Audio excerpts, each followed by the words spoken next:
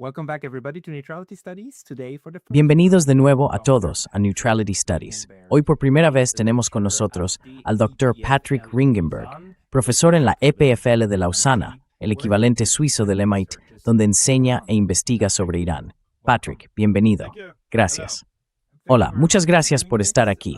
Quería hablar contigo porque has escrito y expresado que estás bastante descontento con la forma en que se está retratando a Irán, también en Europa, en los medios de comunicación. Llevas investigando sobre Irán desde hace mucho tiempo y ahora estamos en el segundo mes de la guerra entre Estados Unidos e Israel contra Irán.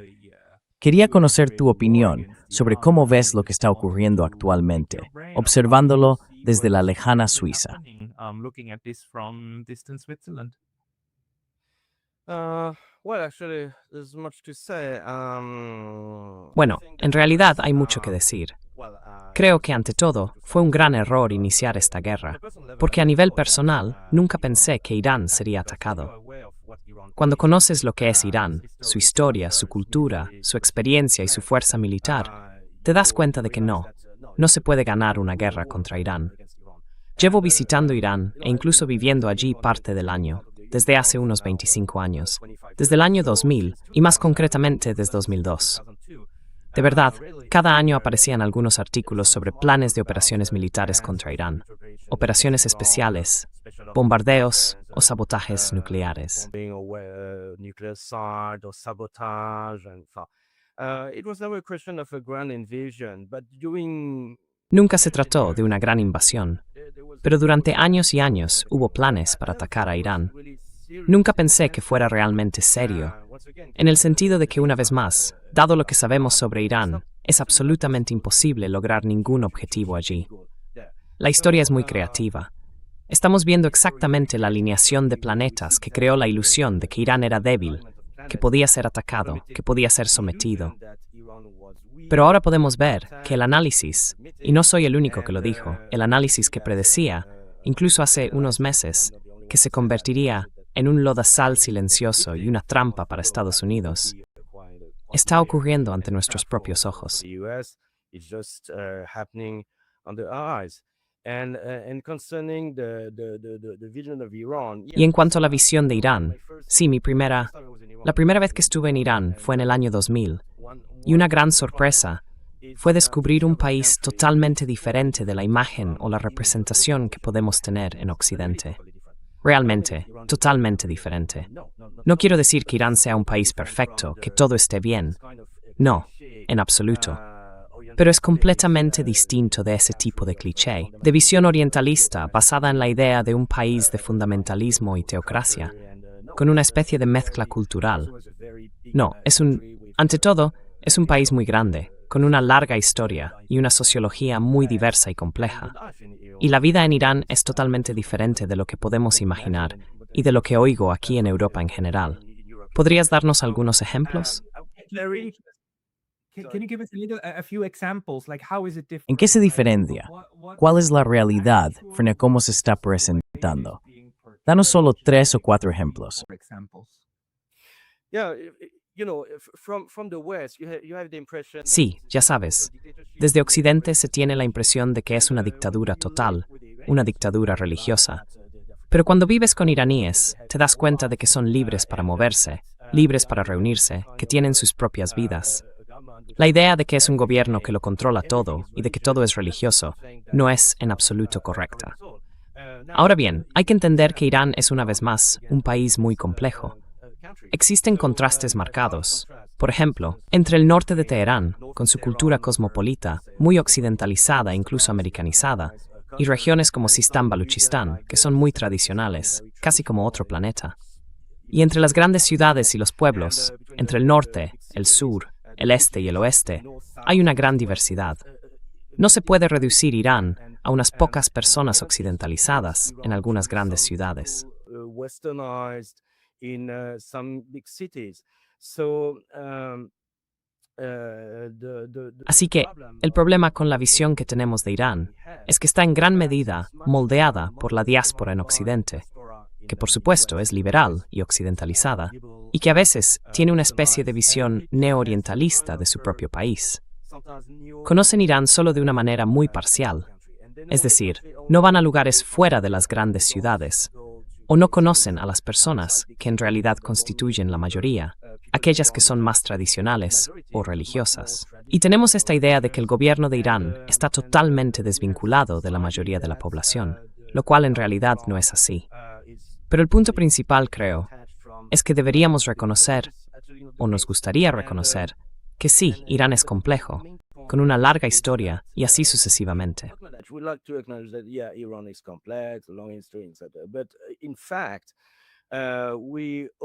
Pero de hecho, siempre queremos ver el régimen de los mulás y la religión en todas partes, y no es así. Incluso el Islam iraní, o la forma en que los iraníes practican el Islam, es totalmente diferente de lo que vemos en otros países musulmanes. Por ejemplo, el Islam iraní es chií, así que es distinto del Islam suní. Y no es solo chií, porque en Irán existe una larga tradición de poesía mística persa que ha tenido una enorme influencia en la gente. La poesía es algo que uno se encuentra en la vida cotidiana, y a través de ella se descubre mucho pensamiento místico, el sufismo, que también se mezcla con el Islam chií en Irán.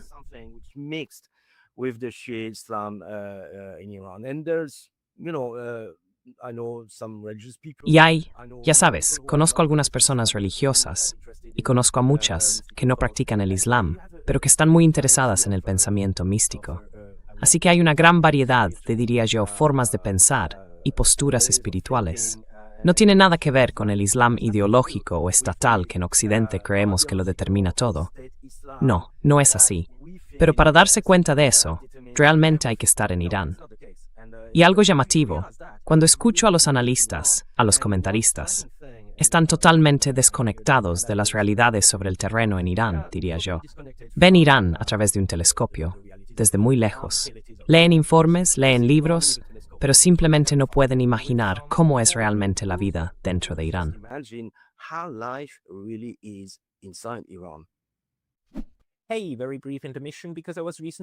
Oye, una breve pausa porque me banearon recientemente de YouTube. Y aunque ya he vuelto, esto podría volver a pasar en cualquier momento. Así que, por favor, considera suscribirte no solo aquí, sino también a mi lista de correo en Substack. Es pascalotaz.substack.com. El enlace está en la descripción de abajo. Y ahora, volvamos al video. Es algo muy occidental, ¿verdad? Proyectar nuestras ideas sobre lo que es otra sociedad y actuar basándonos en nuestras impresiones de ellos, en lugar de realmente, bueno, no es que no hayamos estudiado. No es que tú no fueras profesor en una institución muy importante, una universidad en Suiza. Pero no cala, ¿verdad? Tampoco en el discurso público. Pero déjame hacerte una pregunta, porque tuve una sorpresa hace unos 2 meses, poco antes de que empezara la guerra.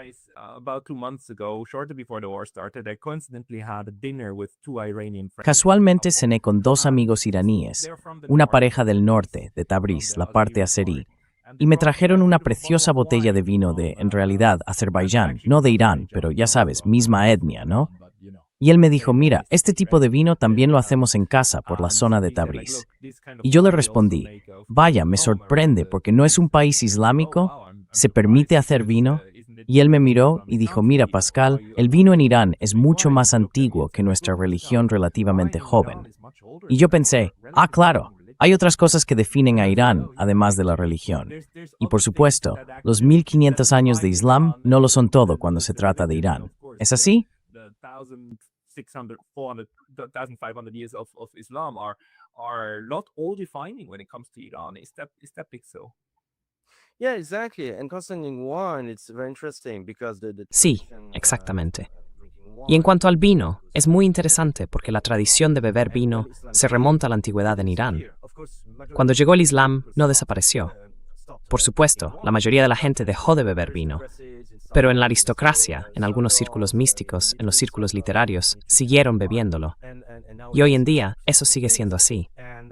Y bueno, quizá mis amigos musulmanes en Irán me perdonen por decir esto, pero como suizo, en realidad empecé a beber alcohol en Irán, porque iba a fiestas donde todo el mundo bebía algo, vodka, vino, y yo era el único europeo que no bebía, así que me resultaba bastante raro.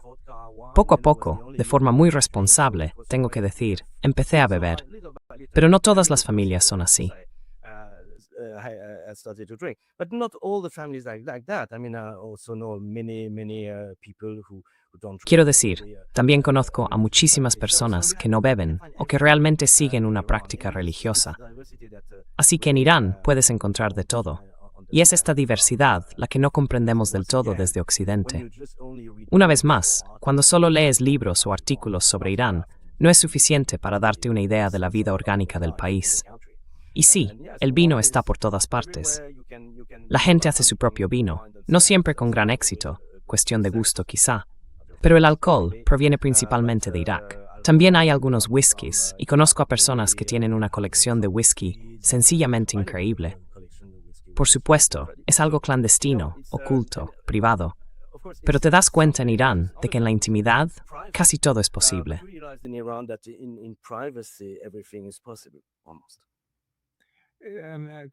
Y según mi amigo, que es antropólogo, dice que incluso la elaboración de vino sigue siendo posible, no está tan oculta, pero no sé hasta qué punto eso es realmente así. Aún así, el simple hecho de observar que la famosísima uva Shiraz recibe su nombre de la ciudad de Shiraz en Irán, exactamente así, fue una revelación. Es como decir, vale, la vida es mucho más diversa de lo que uno imagina, pero dijiste al principio que no creías que Estados Unidos e Israel pudieran ser tan insensatos como para hacer esto, porque todos los factores juegan en contra del éxito de una operación militar. ¿Cuáles son los factores en los que pensabas que te hicieron creer que en realidad no llegarían a llevar a cabo este constante ruido de sables?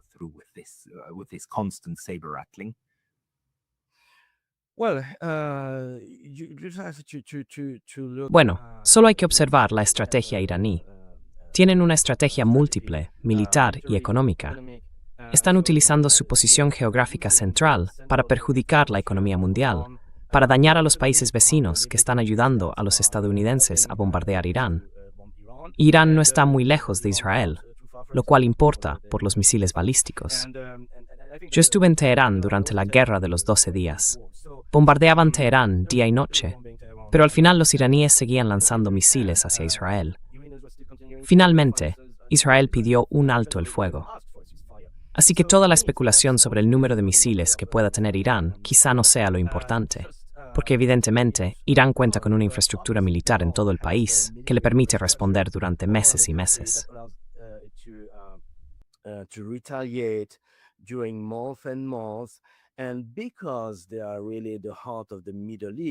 Y como realmente son el corazón de Oriente Medio, pueden influir en la economía regional y en la economía mundial. Todos estos datos, todos estos factores eran muy conocidos, porque el cierre del estrecho de Hormuz se ha debatido durante años y años. Si Irán es atacado, puede tomar represalias en el estrecho de Hormuz, así que no es nada nuevo. Y cuando reúnes todos estos factores, dices no, es algo antiguo. Simplemente no es posible atacar realmente a Irán sin grandes pérdidas y sin un objetivo claro que alcanzar. Y una vez más, cuando observas a Irán, resulta evidente que Irán es demasiado grande para caer, demasiado grande para fracasar. Y no se puede. Simplemente no se puede tomar a la ligera.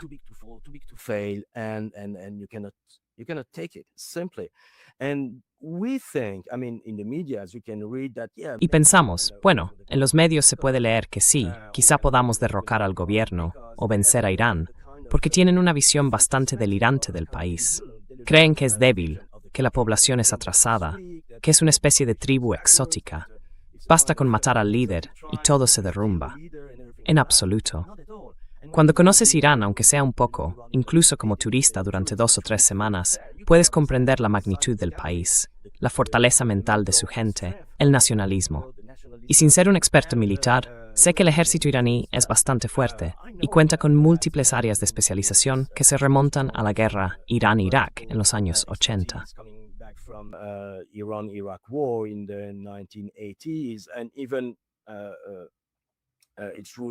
Y aún así, está arraigado en una tradición militar muy antigua.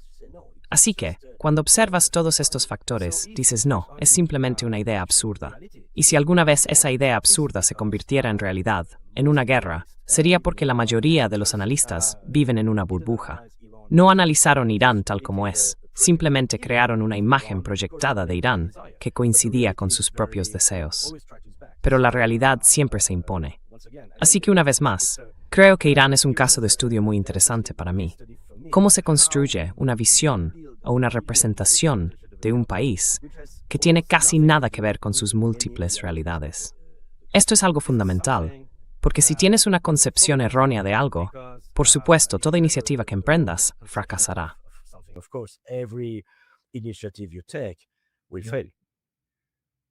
In another talk, I once called this En otra charla, una vez llamé a esto el enfoque del Don Quijote occidental, imaginar que lo que tienes delante es un gigante y lanzarte contra él. Pero incluso si ves al gigante con total claridad, si en realidad es solo un molino, entonces tienes un problema y vas a hacerte daño. Y creo que este es otro caso en el que Estados Unidos está luchando contra algo que es distinto de lo que incluso su propio análisis dice que es. Así que creo que esa es la crítica, ¿verdad? Yeah, and I think Sí, y creo que el problema es que Donald Trump es un ignorante respecto a la región. Tal vez viva en una burbuja y la información que recibe provenga de su círculo más cercano, que básicamente trabaja para Israel. También me sorprende lo poco que Israel entiende que realmente no puede ganar una guerra contra Irán. El problema es que Estados Unidos ha caído en una trampa, con soldados estadounidenses desempeñando el papel de mercenarios para otro país, Israel, sin ningún objetivo, plan o salida claros. Y ahora vemos que es absolutamente imposible vencer a un país que se remonta a la antigüedad, con una solidez cultural, militar y nacional que siempre hemos subestimado en Occidente. we always underestimated in the West, and because we think that Iran is complex. Y porque pensamos que Irán es complejo, que existe una división entre el gobierno y el pueblo, lo cual es cierto hasta cierto punto, asumimos que todo es como un castillo de naipes y que así está bien. No, una vez más, eso es un sesgo orientalista. Pero me sorprende que Estados Unidos, con tantos profesores, miembros del profesorado y universidades que estudian Irán o Israel, países de la región, todavía no sea capaz de entender eso. Así que una vez más, es un problema de conocimiento. ¿Cómo es posible que las personas competentes para comprender un país no tengan poder de decisión ni influencia en la toma de decisiones? Creo que esta es una gran lección para todos los niveles de toma de decisiones y para todos los niveles, diría yo, del enfoque académico hacia un país, porque evidentemente hay un fracaso en todos los niveles. Because obviously there is a failure at every level. You're in Switzerland. Like how did it? Estás en Suiza. ¿Cómo fue allí? Quiero decir, en términos de atención mediática, ya que eres un experto en Irán y vienes de la parte francófona, los medios francófonos de Suiza se pusieron en contacto contigo para entrevistarte y entender lo que está ocurriendo. Y bueno, el gobierno suizo ha sido, para mi sorpresa, una sorpresa positiva, bastante crítico. El Ministerio de Asuntos Exteriores incluso emitió un comunicado diciendo que no aprueban, que consideran negativo que Estados Unidos e Israel hayan atacado a Irán. Incluso publicaron tweets al respecto, lo cual me sorprendió. Suelen ser menos directos. Pero, ¿cómo fue la experiencia para ti, como experto en Irán en Occidente, en Suiza, ahora que esta guerra ha recaído sobre Irán? ¿Recibiste mucha atención? Was brought upon Iran. Did you get a lot of attention? No, not at all. Not at all. I can understand very No, positive way. en absoluto, en absoluto. Puedo entender de una manera muy proactiva que los medios de comunicación, no solo en Suiza, sino también en Francia, por ejemplo, inviten a expertos o analistas que tienen una percepción muy marcada, incluso ideológica, de Irán, o son personas de la diáspora, o claramente opositores de la República Islámica. Así que la idea es realmente crear una imagen negativa y sombría de Irán. A veces tengo la impresión de que simplemente siguen la línea de la propaganda bélica. Sería un estudio maravilloso para realizar después de la guerra. Analizar las diferentes formas en que los medios hablaron del conflicto. Medias talked about the conflict. So someone like me who knows Alguien como yo, que conoce Irán, que ha vivido allí parte del año durante muchos años, que entiende la sociedad y las dinámicas políticas, no les interesa, porque ofrecería una representación del país mucho más matizada y compleja. Así que no, nunca me invitan. Las personas que suelen invitar son normalmente de la diáspora, que está más o menos desconectada del país, o analistas que una vez más tienen una visión muy orientada de Irán. Y ya sabes, cuando empiezan inmediatamente a hablar del régimen iraní, del régimen islámico, del cambio de régimen, sabes que están operando dentro de un paradigma muy específico. You know that they are in a very precise paradigm, and I mean, it's not even. Y quiero decir, ni siquiera es posible contrarrestar este tipo de argumento tan enorme, porque ellos tienen un marco y meten a todo Irán dentro de ese marco. Y es algo más ideológico que cualquier otra cosa. Así que después de eso, pasas mucho tiempo explicando, no, quizás sea más complejo que eso. Tienes que explicar la historia de Irán, tienes que desarrollarlo un poco. Y por supuesto, los medios de comunicación no tienen tiempo. Y a veces no quieren.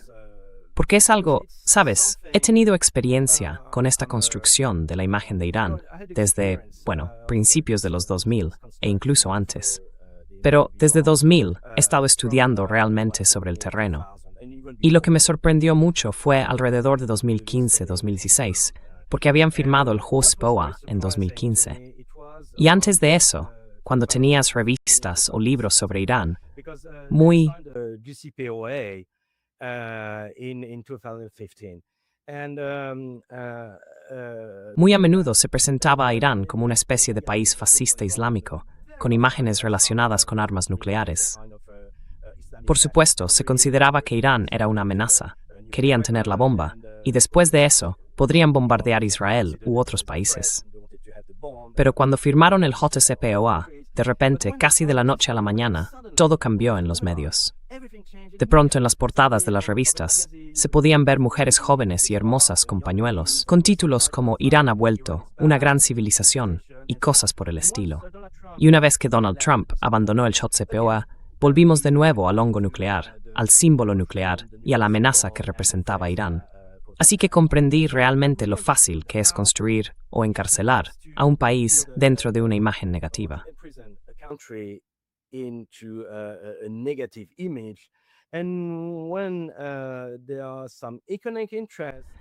Y cuando hay ciertos intereses económicos, cuando existen posibilidades de hacer negocios o de equivocarse, de repente se puede cambiar por completo esta imagen, una vez más, de la noche a la mañana.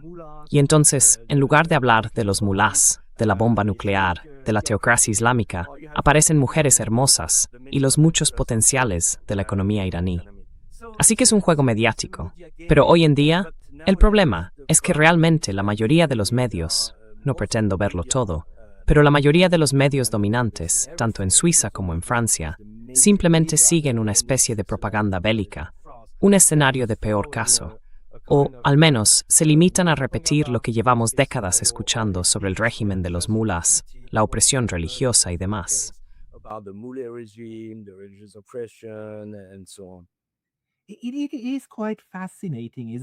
Es bastante fascinante, ¿verdad? Porque ambos somos suizos. Quiero decir, no pensaría que Suiza tiene una prensa dirigida, que esté de algún modo controlada centralmente, con directrices que bajan desde arriba. En absoluto. Es un país bastante libre y liberal, donde la prensa puede escribir más o menos lo que quiera. Pero por una razón u otra, esta burbuja epistémica que hemos creado en los países occidentales lleva a que distintos medios informen de una sola manera y repitan ciertas expresiones clave. Régimen es una para Irán, mulá es otra.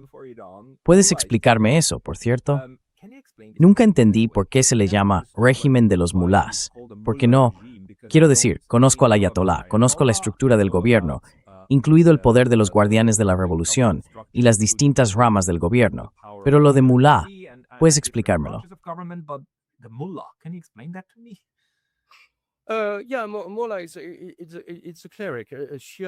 Sí, un mulá es un clérigo chií.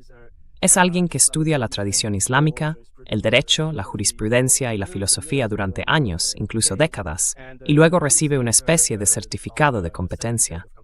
El ayatolá es uno de los rangos más altos, pero también existe el título de alim. Mulá es el título común para un clérigo. Hay que entender que los mulás son la columna vertebral de la comunidad chií, y no solo hoy en día. Esto ha sido así durante siglos. Porque el Islam chií, si recordamos un poco de historia, es una rama que surgió tras la muerte del profeta Mahoma. Hubo un debate entre los musulmanes, después de la muerte del profeta, sobre quién sería el líder de la joven comunidad musulmana.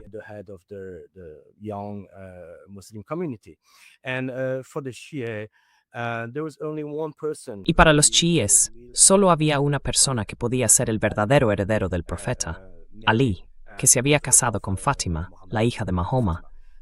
Pero la mayoría de los musulmanes no estuvo de acuerdo. Eligieron a Abu Bakr, que se convirtió en el primero de los 4 califas.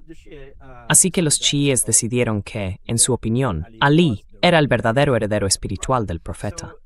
Para los chiíes, Ali no es el cuarto de los 4 califas, sino el primero de los imanes.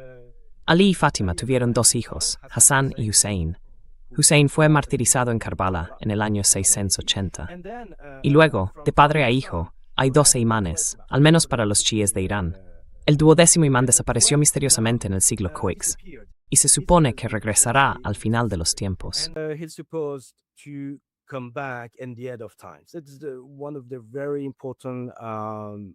Es uno de los aspectos más importantes de la metafísica de la historia, de la escatología del chiismo duodecimano. Así que, después de que desapareciera el 12º imán, la cuestión era qué hacer, porque no había guía. Y poco a poco, los clérigos, lo que llamamos mulas, fueron adquiriendo cada vez más importancia, porque en ausencia de un gran imán, eran ellos los responsables de interpretar la herencia islámica, el Corán, los hadices, todas las tradiciones de los imanes. Y con el paso de los siglos, se convirtieron realmente en la base de la comunidad chií. Lo que cambió en el siglo XVI fue que Irán se volvió chií, se convirtió en un reino chií. Y a partir de ese periodo, existió una potencia mundial que estaba realmente vinculada, a veces entrelazada, con una jerarquía de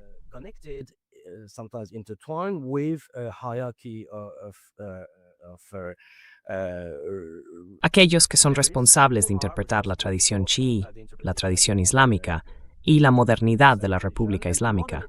Bueno, tenemos este principio de guía religiosa incorporado en el sistema republicano. Pero ante todo, es importante decir que no todos los miembros del gobierno son mulás, en absoluto. Es decir, se pueden encontrar mulás en muchas instituciones diferentes, eso es seguro. Pero en su mayoría, el proceso político y las decisiones políticas las toman personas laicas. Y otra cosa es que la presencia de la religión en el Estado es una vez más algo muy antiguo. No es algo nuevo. Es parte de la cultura, incluso parte del propio nacionalismo de Irán.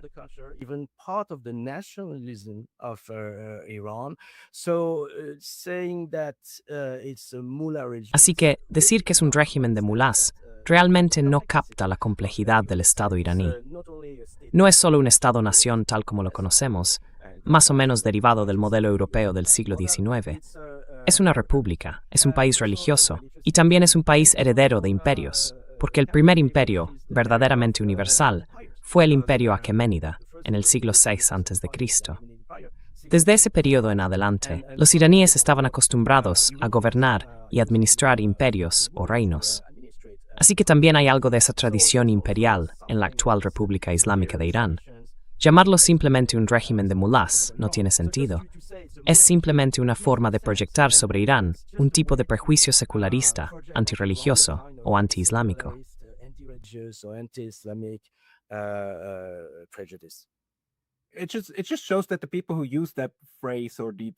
Esto solo demuestra que las personas que usan esa frase o esas 2 palabras realmente no tienen idea de cómo funciona Irán en realidad como entidad política.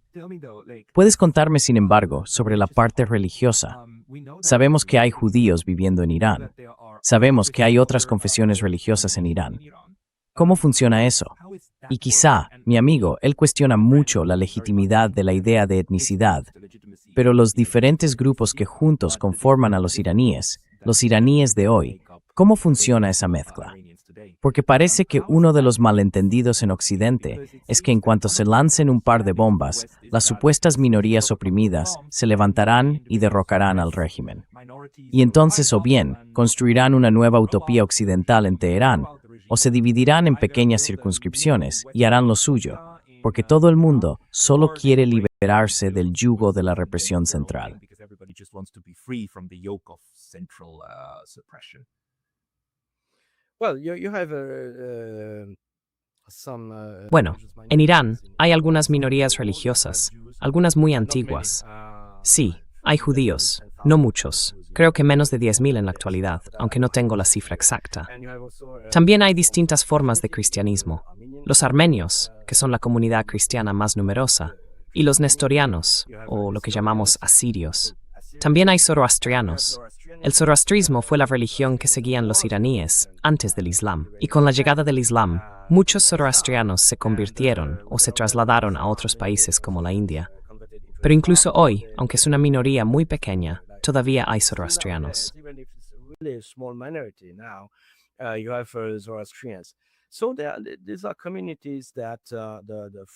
Así que estas son comunidades que están completamente integradas dentro del Estado.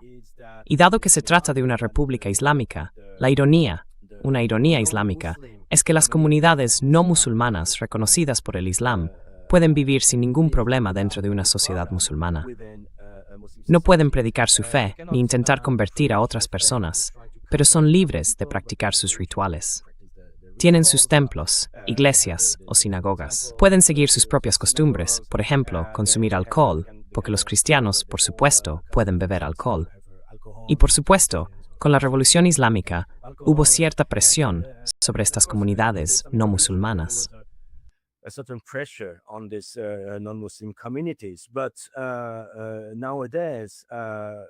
Pero hoy en día se pueden encontrar y conocer a muchos zoroastrianos o cristianos que se sienten iraníes, igual que los iraníes musulmanes. También son nacionalistas y sienten que, cuando Estados Unidos o Israel atacan a Irán, es su país el que está siendo atacado, no un gobierno del que quieran distanciarse. En absoluto. Y estas comunidades no musulmanas son muy antiguas. Es decir, hay zoroastrianos que han estado en Irán durante miles de años, literalmente. Lo mismo ocurre con los judíos. Lamentablemente, después de la Revolución Islámica, muchos judíos emigraron a Israel. Pero los armenios llevan aquí siglos.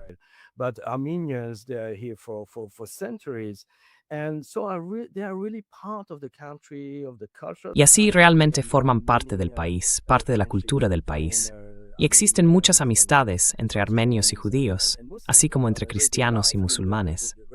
En la vida cotidiana, la cuestión religiosa no está realmente sobre la mesa, porque llegado un punto, la cultura diaria no tiene que ver con la religión. Es una forma de vivir.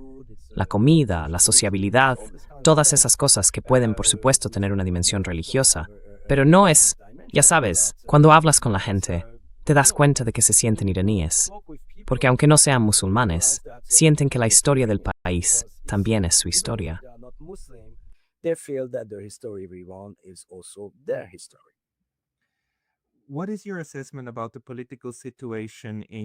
¿Cuál es su evaluación de la situación política dentro de las altas esferas del poder en Teherán? Mi amigo y colega Heinz Gärtner, profesor emérito de la Universidad de Viena, me señalaba hace un par de años que existen serias discrepancias sobre cómo llevar a cabo la política exterior. Uno de los ejemplos que mencionaba es que cada vez que el Ministerio de Asuntos Exteriores iraní está cerca de lograr algún éxito en su diplomacia con Occidente, lo que suele ocurrir es que el Ministerio de Justicia, dirigido por figuras mucho más radicales, ejecuta activistas de derechos humanos. Eso provoca una oleada de cobertura mediática violenta en Europa y Estados Unidos, lo que acaba saboteando parte de los esfuerzos diplomáticos del Ministerio de Asuntos Exteriores. Entonces, ¿tiene usted alguna observación sobre las distintas facciones y los diferentes tipos de personas en Irán y sus ideas sobre cómo debería el país conducir su política exterior en el futuro que pueda compartir con nosotros?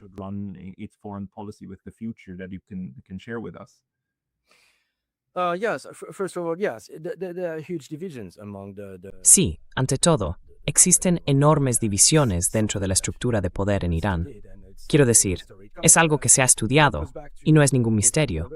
Se remonta a la Revolución Islámica, porque la revolución creó una división entre, bueno, es muy esquemático, pero digámoslo así, entre los revolucionarios que realmente querían seguir una política antiimperialista y antioccidental, a quienes llamamos los sectores más duros, y otros que eran más pragmáticos, más realistas, que pensaban que de acuerdo hubo una revolución, pero que después de unos años había que volver a unas relaciones diplomáticas normales. Así que había que normalizar nuestras relaciones con los países europeos o con Occidente.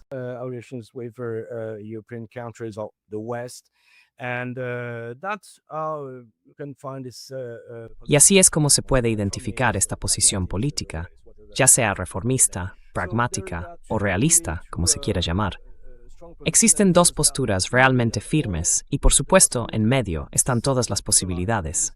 Es decir, hay personas que son, y esto también forma parte de la complejidad de la política en Irán, conservadoras, alguien que se podría considerar un radical, pero que tiene la suficiente conciencia como para darse cuenta de que debe ser realista en cuanto a las relaciones internacionales.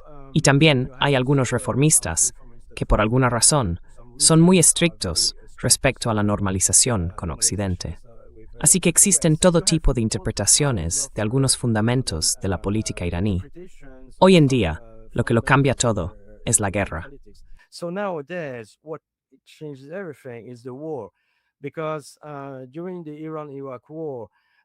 Porque durante la guerra entre Irán e Irak, la primera prioridad era defender el país, la patria, y dejar de lado las divisiones políticas. Primero defendemos el país y luego hablamos de política.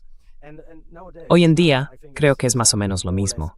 Las divisiones, las tensiones entre las distintas facciones y a veces las oposiciones muy violentas siguen ahí, pero la prioridad es unirse contra la agresión. Después de la guerra, por supuesto, todas esas divisiones y problemas volverán, porque volveremos a ver una fuerte división entre quienes realmente quieren dar un giro completo hacia Oriente, con China y Rusia, y quienes no quieren tratar con Occidente, o solo con un compromiso muy limitado.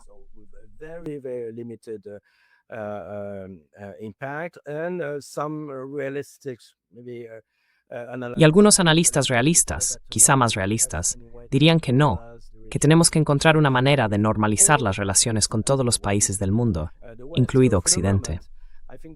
Así que por el momento, creo que las divisiones y oposiciones internas dentro del gobierno están simplemente en silencio, porque una vez más, estamos en estado de emergencia. Y lo primero es terminar la guerra en las mejores condiciones posibles. Después de eso, por supuesto, habrá intensos debates dentro de la estructura de poder. Gente diciendo, de acuerdo, ¿qué podemos hacer ahora? Pero todo dependerá de cómo termine la guerra y de lo que Irán obtenga de un acuerdo.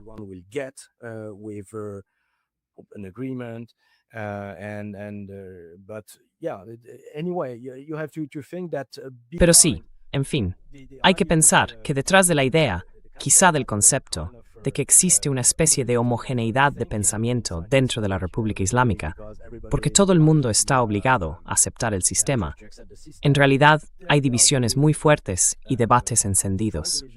Cada vez que tuve una discusión política, y tuve muchas en Irán, quiero decir, no te lo puedes imaginar, hablan de estas cosas de manera muy franca. No hay tabúes, saben que el país está dividido a nivel político. Así que todo dependerá del final de la guerra, de la política del nuevo líder supremo, de las fuerzas políticas que surjan después de la guerra, y por supuesto de muchísimos factores que aún desconocemos.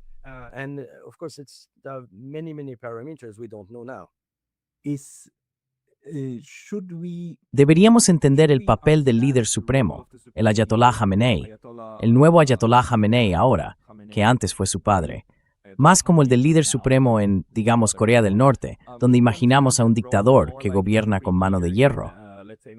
O deberíamos entenderlo más como una especie de árbitro en jefe, alguien que tiene que maniobrar entre las distintas facciones que son relevantes para el poder político. Quiero decir, sabemos que existen todas esas facciones. Entonces, ¿cuál es su papel práctico dentro del sistema?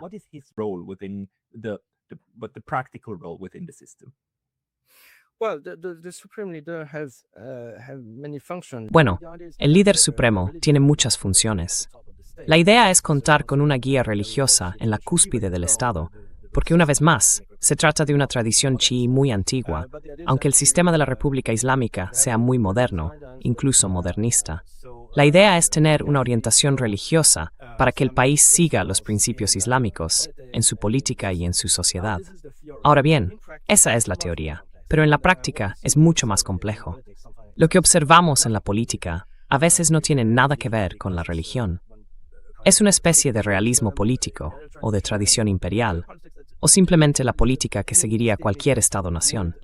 Y no es porque un clérigo, el líder supremo, diga algo o recomiende hacer esto o aquello que necesariamente tenga una base religiosa. That it's religious in its basis. Sometimes what he says is just A veces lo que dice es simplemente material político, en un sentido muy básico del término. En realidad, no tiene nada que ver con la religión en la vida cotidiana de los pueblos. El líder supremo, como has dicho, está en la cima del Estado. Desempeña una especie de papel de equilibrio de poder entre diferentes facciones. Es un símbolo de unidad. Es moralmente responsable de la orientación islámica, o al menos de la apariencia, del país. Y representa lo que podríamos llamar el Estado profundo. Es decir, la conciencia de que, en términos fundamentales, Irán, sí, tiene una dimensión republicana, pero sus raíces en la historia son al mismo tiempo un sentido de religión y un sentido de imperio, porque todos los imperios de Irán lo fueron. And because all the empires of Iran were Realmente profundamente conectado con una dimensión sagrada. Una vez más, remite a la antigüedad. Así que el Estado profundo, en el caso de Irán, es la conciencia de que la religión es uno de los ejes fundamentales de identidad del país, y de que también existe un eje imperial que está realmente arraigado en la historia. El Estado profundo es en esencia eso, y el líder supremo también representa este tipo de Estado profundo. Por tanto, su función es realmente múltiple. Ahora bien, ¿qué hará Mostafa Khamenei? No lo sé, porque antes de la guerra, cuando tuve algunas discusiones políticas con personas en Irán que conocían el sistema desde dentro, se estaba cuestionando la propia función del líder supremo. ¿La mantenemos?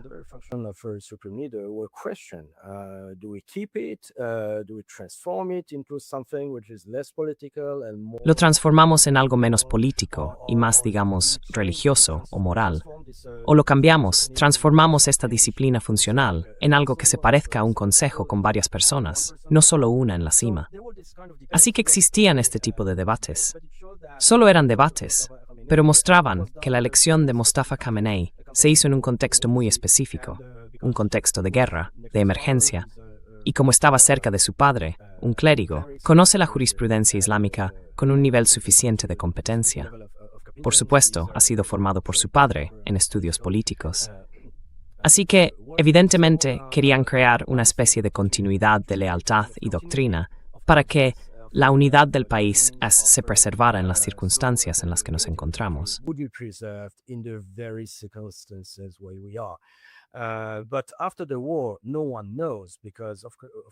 Pero después de la guerra, nadie lo sabe, porque por supuesto, Mostafa Khamenei pertenece a otra generación y es muy consciente de que el país ha cambiado a lo largo de 4 décadas, de que la política de su padre no será ciertamente la suya, aunque siga sus pasos. Así que, en este momento, hay muchas más preguntas que respuestas. Pero una cosa está clara. A pesar de las divisiones, de las oposiciones internas, muy fuertes, dentro del sistema iraní, sigue siendo un sistema sólido, porque los iraníes saben cuándo pueden enfrentarse entre sí dentro del marco de la República y cuándo deben unirse frente a una amenaza común para el país.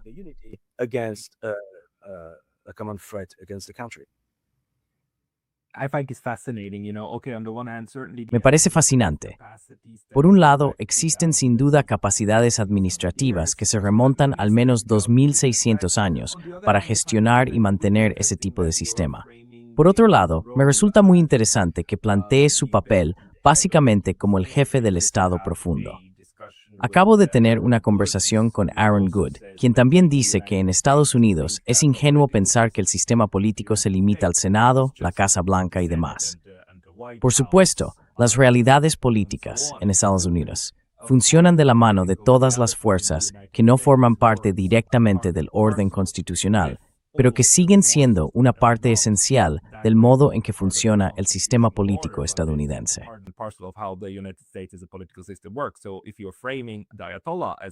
Así que, si estás presentando al ayatolá simplemente como la cabeza visible de otra parte del Estado, creo que eso es bastante valioso para reflexionar y entender cómo funcionan las estructuras políticas. Pero quizá, ya sabes, nos quedan unos 5 minutos y me gustaría preguntarte, ¿hay algo que no te haya preguntado o algo que tengas en mente y que consideres importante que podría añadirse a la conversación que ya hemos tenido para que la gente comprenda mejor algo que tú crees que es importante sobre Irán o sobre la guerra que se está desarrollando ahora?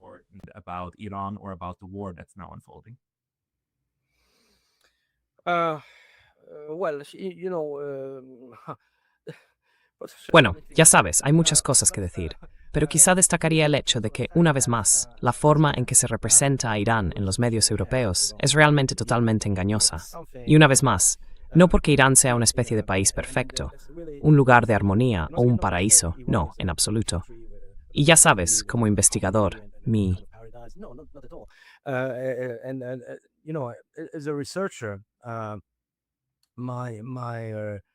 mi propósito, mis objetivos, son tener la visión más completa, precisa, relevante y diría neutral de las muchas realidades, a veces contradictorias, de un país. Pero lo que oigo, lo que leo en los medios, siempre es una especie de sesgo en la interpretación que quiere que veas las cosas de una manera o de otra.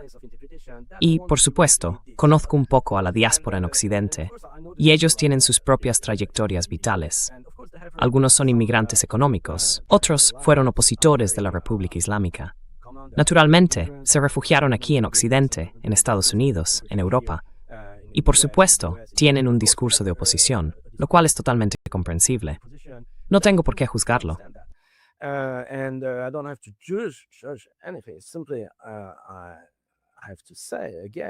Simplemente tengo que repetir que es una voz, pero hay muchísimas otras voces en Irán. Y como historiador, como antropólogo, no puedo limitarme a tener en cuenta una sola voz y decir, de acuerdo, Irán es eso, a través del marco o del prisma de la vida de la diáspora. Una vez más, el problema es la falta de comprensión y sencillamente la falta de contacto con el Irán real, el Irán vivo. Lo que me resulta interesante es que muchas personas que debaten sobre Irán en la televisión y en los medios hablan de Irán sin Irán, como si, quiero decir, decidieran, de acuerdo, en el nuevo Irán, la diáspora hará esto o aquello. Puedo entender que estas personas tengan ideas y piensen que cuando puedan regresar a Irán, eliminarán al gobierno y crearán allí una especie de gobierno laico y liberal.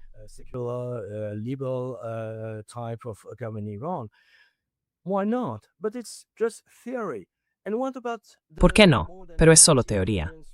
¿Y qué pasa con los más de 90 millones de personas que viven en Irán? ¿Qué piensan? ¿Qué saben de ellos? Casi nada, porque simplemente asumen que los iraníes deberían pensar como ellos, de una manera liberal, secular y occidental. Por supuesto, hay personas así en Irán. Hay muchos que son muy críticos con la República Islámica. Pero una vez más, la diáspora y los analistas que escuchamos y leemos en Occidente están totalmente desconectados de la mayoría de los iraníes, que piensan de otra manera. Y por eso, el Irán del que hablan no es un Irán real. Es un Irán proyectado, ideal, teórico, orientalista, pero no es el Irán que creo cualquier turista en Irán, incluso uno que esté allí solo 10 días, podría descubrir.